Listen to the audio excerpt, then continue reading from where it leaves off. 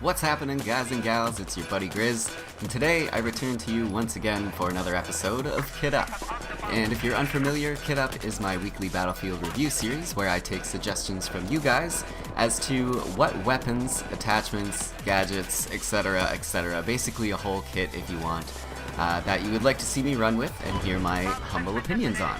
I'm sorry I'm late on this episode, but last week my computer decided to take a big old poop on me, and as a result I had to resort to a complete format. And as if I don't hate that enough, like when it happens enough already, I accidentally forgot to back up my game files this time and I uninstalled them. Silly Griz, you should know better than that. So yeah, it took me a little while to reinstall everything, and on top of that I've been live streaming a little more frequently, so if you aren't already following me on Twitch, then you should go ahead and do so. If you're interested in coming and hanging out, being chatty Cathy's during some live streams of mine, there is a link in the description of this video to my Twitch channel, so if you feel so inclined, head on over there and click on follow, and you'll be able to start receiving email notifications when I go live. So now that that stuff is out of the way, we can focus our attention on the subject of today's episode, and if you haven't figured it out already, it's the UMP-45 PDW, which was suggested by Alex Chiastra. I don't know if I butchered that pronunciation or not, but hopefully I got it close enough. And he calls this particular setup Italian awesomeness. I like it. So it's the UMP-45 with a Cobra optic, suppressor, tack light, and a stubby grip. And being that he didn't give me anything other than the primary weapon, I decided to fill the rest of the kit out myself. But I was using like a variety of different gadgets throughout these few games. I think I started out with the RPG for my launcher, other times I was using the Igla. So I'm not going to bother talking about the gadgets too much because at this point we're all familiar with what they do anyway.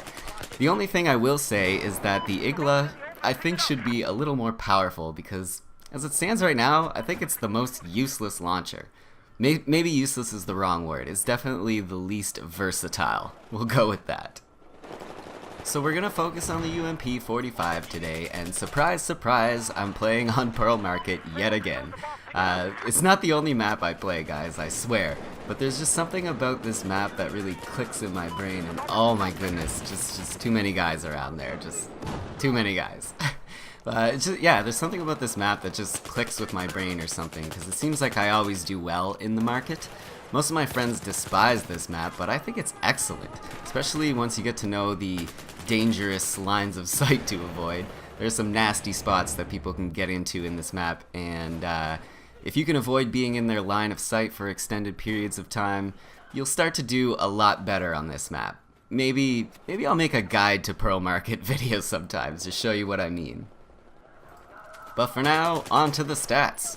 The UMP-45 does a max damage of 34, the highest of all the PDWs available right now, and a minimum damage of 15.4, so there's quite a significant gap between the high and low damage values there.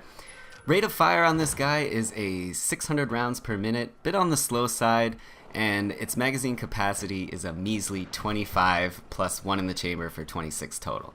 So not a lot of bullets to play with either.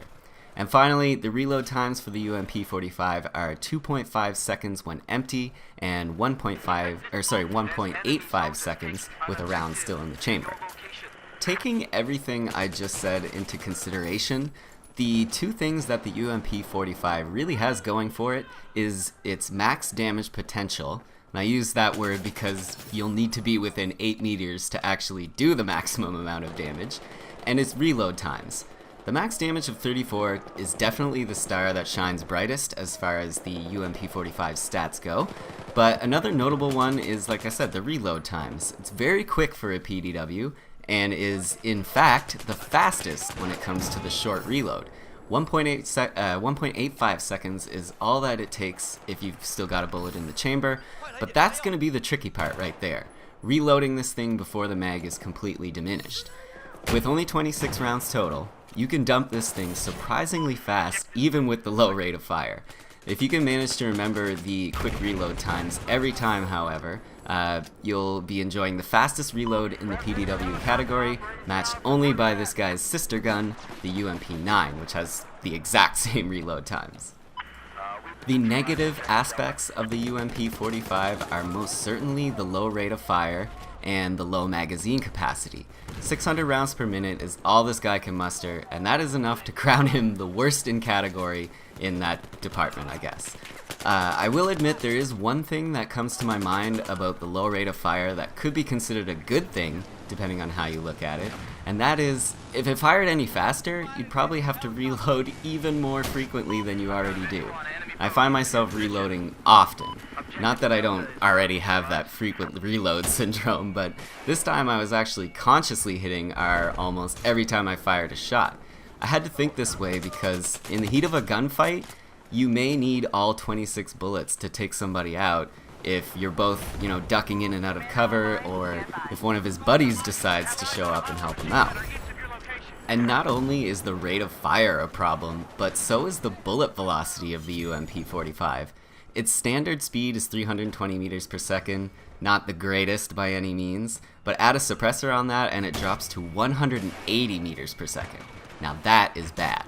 Compare that to a weapon like the P90 or the MP7 with a suppressor, you got like 100 more meters per second on the UMP-45. But, and that's a big but, I actually like using the suppressor on the 45 because the way I see it is, if 320 is already considered low, and it's like the second lowest of the PDWs, just so you know, then maybe staying off the radar is going to actually be more advantageous in the end. So I will say that the suppressor is actually a great choice for an attachment on the UMP-45. And down in the Metro, obviously we need to give our little buddy the Terrorizer a chance to shine. So I'm going to ask one of my teammates to kindly send him up here in a second and see how he does. But let me go on more about the attachments. The Cobra optic, I am starting to realize I don't enjoy it as much as the Coyote. I liked it a lot in Battlefield 3, but it's just not vibing with me the same way in Battlefield 4. Still, it's a great close-range optic that gives you a really unobstructed view when you're aiming down the sights, so it's good. And here's the Terrorizer trying to do some work, but unfortunately I don't get anybody. Maybe next time. The stubby grip is a great choice to increase your accuracy when firing full auto.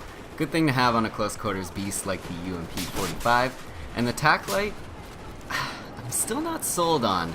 I find it to be very situational in the sense that it works best in a dimly lit close quarters area like Operation Locker or Metro. And even then, you can get burned by it on certain maps or certain areas and lines of sight. I still think I would rather have the flashlight on other maps, as at least I have the option to turn it completely off if I want to.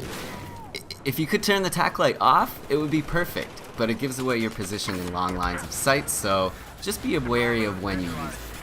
Anyway guys, that is going to pretty much wrap things up for this episode. Thank you to Alex for the suggestion, and thank you everyone who comments and leaves suggestions each week.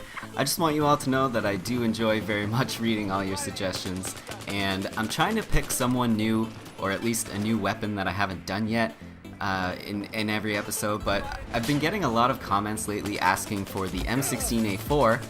I have done this weapon already in the second episode, so it was a while ago, and I would consider doing a second one if you guys want me to. If you guys want to see another M16A4 review video, then like maybe with a different setup or whatever, then this is what's going to happen. I'll leave an M16 kit in the comments, and you guys just thumb up that comment if you're cool with it, and if you have any modifications, reply to the comment with your proposed changes. Okay, sweet. That's going to do it. Thank you all so much for watching. I've been playing the CTE the past few days. You know what that means. Final stand maps. I've got some gameplay, and I'll be showing you guys all that shortly. But until then, don't forget to leave me your suggestion for next episode. Thank you all once again for watching. My name is Grizno, and I will see you soon, yeah?